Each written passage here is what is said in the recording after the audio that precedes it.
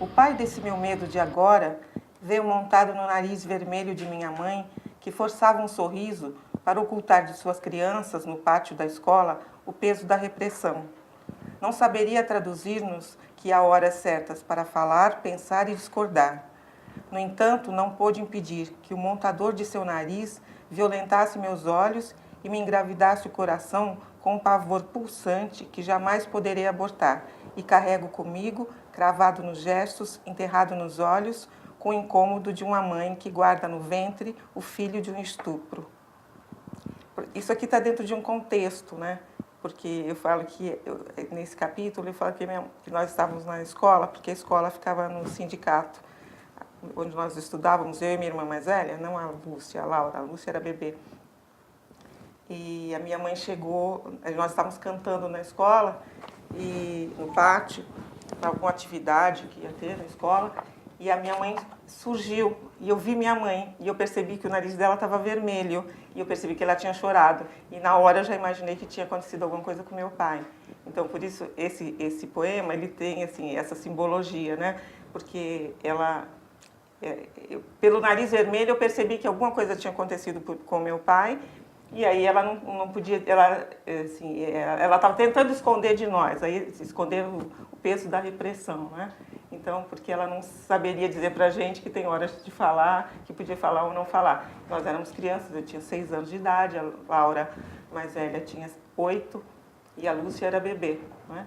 E essa foi a segunda prisão do meu pai, foi o momento que meu pai foi para o Raul Soares, para o navio, foi levado para lá. Porque ele já tinha sido preso primeiro, no dia 1º de abril de 64, né? Que foi, de fato, o golpe militar começou em 64, né? Aliás, em 1º de abril, né? A data é 31 de março, porque as tropas se mobilizaram contra o governo. Mas, de fato, se instalou no dia 1º de abril. E aqui em Santos chegou no dia 1º de abril. Meu pai passou a noite do 31 de março no sindicato, que era o mesmo lugar onde ficava a escola. Metade do prédio era a escola e metade era o sindicato. E ele e alguns diretores, ele era da diretoria. E de manhã eles receberam telefonemas de pessoal da repressão, né? Se eles estavam com armas, estavam esperando armados. E eles disseram, não tem arma nenhuma. Porque existia aquela ideia de que os sindicatos eram bancados por Moscou, que tinham armas, dinheiro, enfim. E ele tinha, assim, segundo ele, uma meia dúzia de diretores.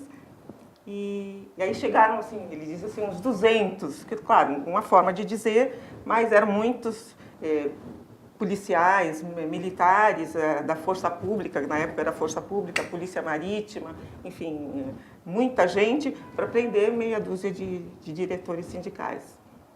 Então, assim, você fala de censura, isso me lembra muito, quer dizer, tem que estar ligado muito com a ditadura militar, porque isso invadiu a casa da gente, a família da gente, de uma forma muito, muito forte, né?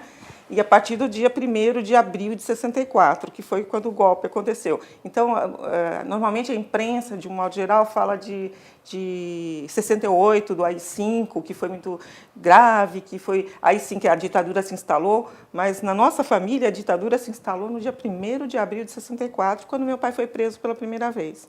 Então, a partir daí a nossa vida mudou e para sempre. Né? Então, não começou em 68, não. A geração de 68 é outra geração. Mas o pessoal que estava na ativa, que tinha uma mobilização política, como meu pai era sindicalista, ele tinha 34 anos, a minha mãe tinha 26 anos. Nós tínhamos 8, a mais velha, a Laura, eu tinha 6, e a Lúcia era recém-nascida. E eu estava entrando no 1º ano do antigo primário, a Laura estava no 2º, e de repente, assim, nós tínhamos uma rotina e essa rotina mudou completamente, né? Então, a vida da gente mudou totalmente. Ele foi preso pela primeira vez no Palácio da Polícia, que fica na Rua São Francisco, lá no centro.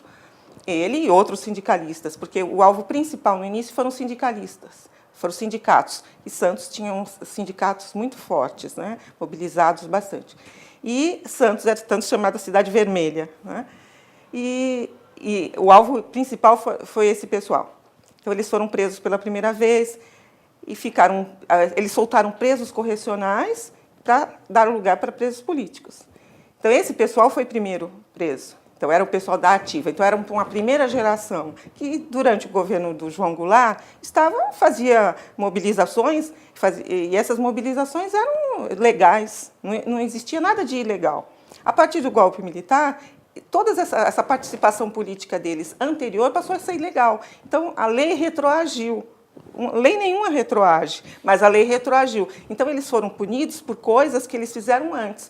Meu pai, por exemplo, participou, em fevereiro de 64, de uma greve no Porto de Santos. Aliás, não era nem no porto inteiro, era num navio. Um navio estava sendo descarregado e a carga estava podre, era de alho, maçã, podre. E os trabalhadores não podiam entrar ali porque aquele gás sufocava.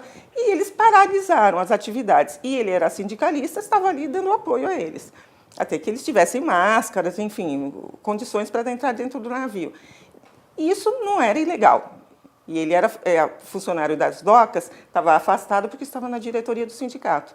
E depois do golpe militar, ele foi processado por isso também, por participar dessa mobilização no navio Santa Teresa. Então, uma coisa que antes era legal. Ele participou em janeiro de 64 de uma solenidade onde o João Goulart, que era o presidente da República, assinou a lei de remessa de lucros. E, por essa atividade, ele também foi processado depois. Ele participou daquele comício do 13 de março, lá na Central do Brasil, no Rio de Janeiro, como delegado sindical. Então, levou uma delegação aqui de Santos para lá. E também foi processado por isso. E também, claro, acusado de ser subversivo, ser comunista. Ele não era afiliado ao partido, mas devia ser simpatizante. Enfim, era de uma diretoria de um sindicato muito forte, o Sindicato dos Operários Portuários, né? Então, só por isso já era um crime. Então, participou de mobilizações, como o Santos tinha muitas greves, enfim. Mas nada disso é ilegal. Depois do golpe, passou a ser ilegal. E, então, isso atingiu a nossa família de uma forma gritante, porque nós começamos a ir para a escola e ouvir uma explicação da história atual, né, da história atual daquele momento, né? As versões que se davam nas escolas, né?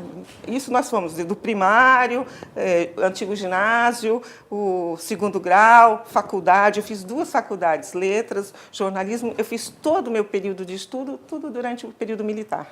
Desde o primeiro ano até o último de jornalismo foi durante o período militar, né? Minha vida escolar toda foi assim, estudantil.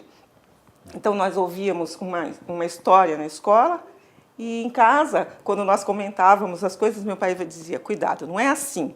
Então, ele dava uma outra versão da história, porque ele tinha uma outra visão, né? Então, se tinha uma notícia, os guerrilheiros estão sequestrando o cônsul, ou isso e aquilo, nós tínhamos uma outra versão dessa história. Então, a gente sempre desconfiava daquilo que a gente ouvia. Só que isso era como falar 2 idiomas. Você fala um idioma na sua casa e outro fora de casa. Você ouvia uma história na escola e você tinha que reproduzir aquilo, porque todo mundo ouvia isso e todo mundo aceitava isso. Mas só as pessoas que estavam muito ligadas, que foram atingidas pelo golpe militar, pela ditadura diretamente, é que tinham consciência, porque as outras não tinham. Então, mesmo os parentes que não fossem do nosso núcleo, os outros parentes, tios, primos, olhavam meu pai atravessado. Então, assim, ele era um comunista e a minha família era uma família de comunistas, entendeu? Então, isso era uma diferença. Então, você tinha que saber o que você podia falar, por isso que a minha mãe dizia, cuidado com o que vocês falam na escola, porque tinha que ter cuidado. Então, quando se ouvia aquela versão prevalecia na escola, mas a gente sabia que alguma coisa era diferente.